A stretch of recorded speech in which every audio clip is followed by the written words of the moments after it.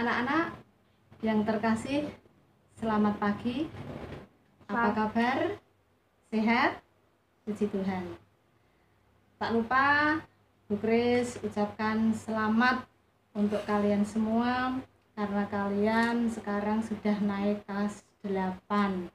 Semoga di kelas 8 kalian tetap tambah semangat dan giat belajar. Anak-anak, pada pertemuan awal kali ini kita mau membahas materi bab 1, yaitu hidup beriman. Tapi sebelum kita membahas materi tentang hidup beriman, mari kita berdoa terlebih dahulu. Mari kita berdoa. Ya Tuhan, terima kasih atas penyertaan-Mu. Pada pagi hari ini kami bersama anak-anak kami di rumah mau belajar, kiranya Tuhan tuntun, Tuhan bimbing agar apa yang kami lakukan bersama anak-anak kami dalam pembelajaran ini dapat bermanfaat dalam hidup kami. Tuhan, ampunkanlah segala dosa kami. Di dalam Yesus kami berdoa dan mengucap syukur. Amin. Anak-anak, mungkin anak-anak sudah ada yang punya buku, mungkin kemarin sudah pinjam kakak-kakak kelas, bisa dibuka bab pertama atau bab 1, yaitu tentang hidup beriman. Nah, sebagai bahan bacaan dari Alkitab, anak-anak dapat membaca kitab Ibrani 11 ayat 1. Kemudian masih ada lagi, yaitu Yakobus 2 ayat 17b. Anak-anak, dalam materi ini pada pagi hari ini kita mau membahas bagaimana hidup beriman itu dan bagaimana cara memelihara iman itu. Perlu diketahui anak-anak bahwa cerita mengenai Tuhan Yesus itu tidak akan mudah kita pahami jikalau kita tidak beriman kepadanya. Kita sadari itu ya anak-anak ya. Kemudian iman itu boleh digambarkan laksana tumbuhan ya, di mana iman membutuhkan pupuk supaya bertumbuh dan berbuah. Oleh karena itu, iman harus dipelihara di dalam hidup kita. Untuk itu, supaya kita memiliki dan memelihara iman kepada Kristus, kamu terlebih dahulu harus mempercayainya dan jangan lupa mentaati perintah-perintahnya. Perintah siapa anak-anak? Perintah Tuhan. Pintar. Nah, orang percaya dalam mengungkapkan imannya yaitu melalui tindakan dan cara hidup sebagaimana yang tertulis di dalam kitab Yakobus 2 ayat 17b yang berbunyi, jika iman tidak disertai perbuatan, maka iman itu pada hakikatnya adalah mati.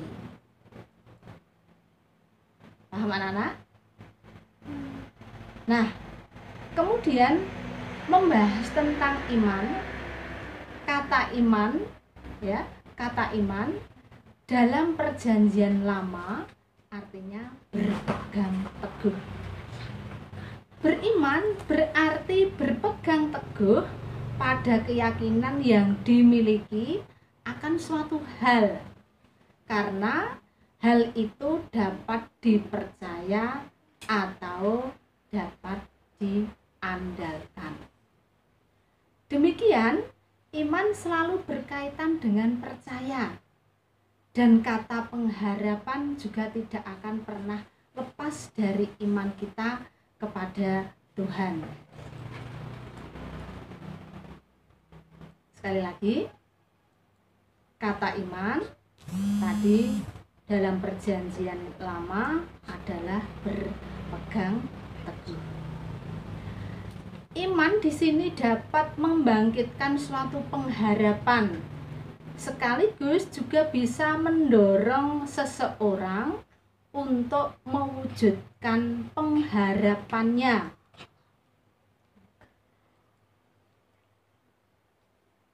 Alkitab mencatat banyak tokoh-tokoh yang beriman dalam pergumulan mereka masing-masing. Sebagai contoh, dalam perjanjian lama, ya, kita sudah tidak asing lagi dengan nama ini, yaitu siapa? Nuh dan Abraham. Demikian pula dalam kitab perjanjian baru juga ada, yaitu perempuan Kanaan dan perwira Kapernaum. Nah, bagaimana kita melihat atau iman dari tokoh-tokoh tersebut? Kita tahu Nuh itu adalah tokoh Alkitab yang fenomena, di mana Nuh pada peristiwa itu diperintahkan oleh Tuhan untuk membuat sebuah bahtera. Ya, Nuh taat akan perintah Tuhan sehingga Nuh melaksanakannya. Namun anak-anak, pada waktu Nuh membuat bahtera itu banyak tekanan-tekanan yang dialami oleh mungkin para tetangganya atau orang-orang yang melihat, bahkan mereka diejek, bahkan yang lebih menyakitkan lagi, Nuh dianggap sebagai orang yang tidak waras atau tidak sehat. Sampai bahtera itu jadi, maka Nuh diperintahkan untuk masuk ke dalam bahtera tersebut. Apa yang terjadi? Adalah hujan yang sangat deras selama berapa hari, anak-anak masih ingat? Selama 40 hari. Itu cerita singkat mengenai Nuh. Kemudian Abraham, ya. Kemudian Abraham di sini dikenal sebagai siapa? Bapak orang beriman, ya. Di mana pada waktu itu juga Abraham diperintahkan oleh Tuhan untuk meninggalkan tempat tinggalnya, untuk menuju ke suatu tempat yang belum jelas tujuannya kemana. Tetapi Abraham tidak menjawab dengan suatu perkataan antara mau dan tidak, tetapi Abraham menjawab dengan suatu perbuatan, walaupun Abraham tidak tahu kemana Tuhan akan menunjukkan tempatnya, tapi Abraham tetap melaksanakan. Nah, tentu saja Abraham dalam melaksanakan perintah Tuhan ini, tentu saja dia juga mengalami suatu hambatan maupun kesulitan.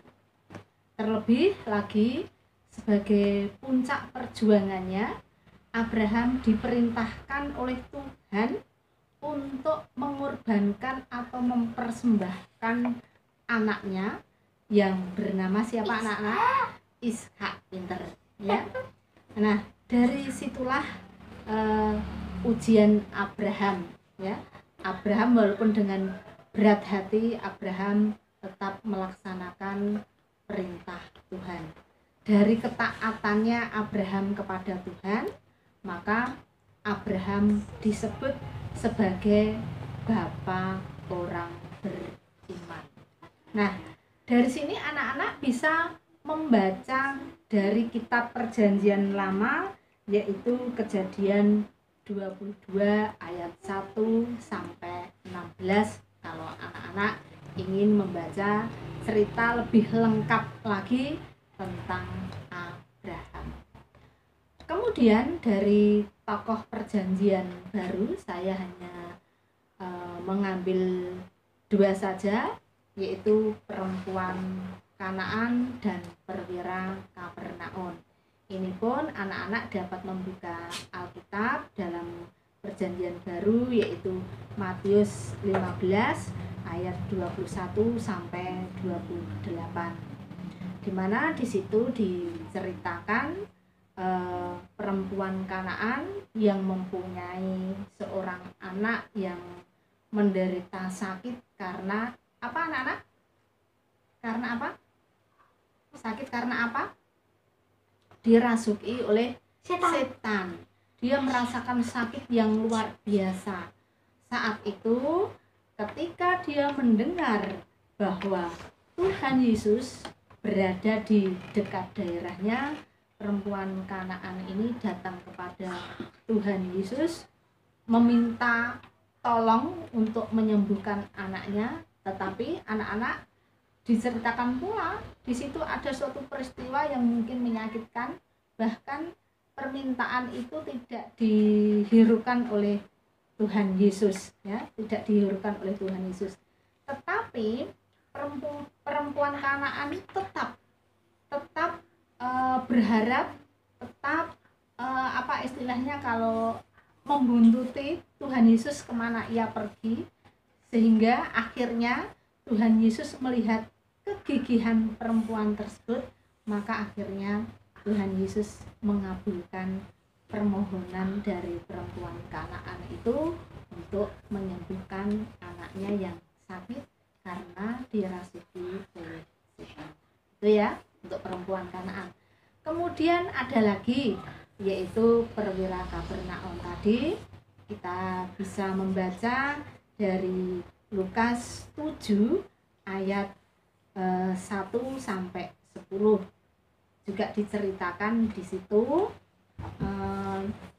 di mana perwira Kapernaum mempunyai hamba yang sedang menderita sakit, ya, menderita sakit karena perwira Kapernaum ini sangat mengasihi hambanya, maka dia menyuruh hambanya yang lain untuk menemui Tuhan Yesus, datang ke rumahnya demi menyembuhkan hambanya yang sakit tersebut.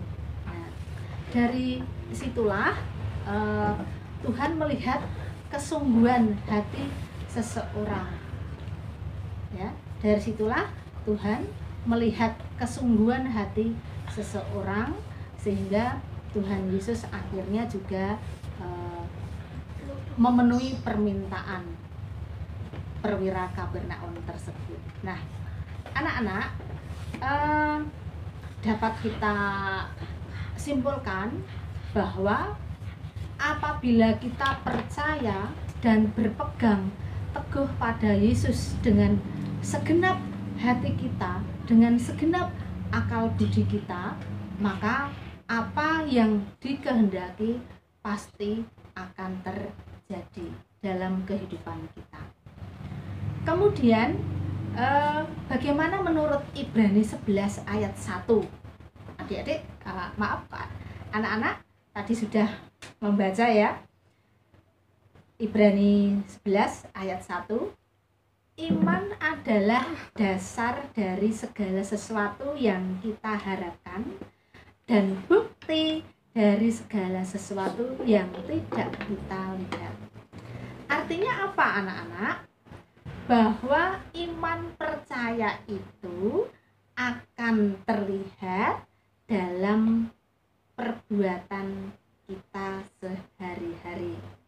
Karena apa? Karena iman percaya dapat melihat dan meyakini sesuatu hal yang belum kita lihat. Nah, misalkan tentang kepercayaan kepada Yesus Kristus yang tidak pernah kamu lihat secara fisik, namun kamu percaya padanya berdasarkan Alkitab, ya. Jadi walaupun kita tidak melihat secara fisik, tapi kita percaya.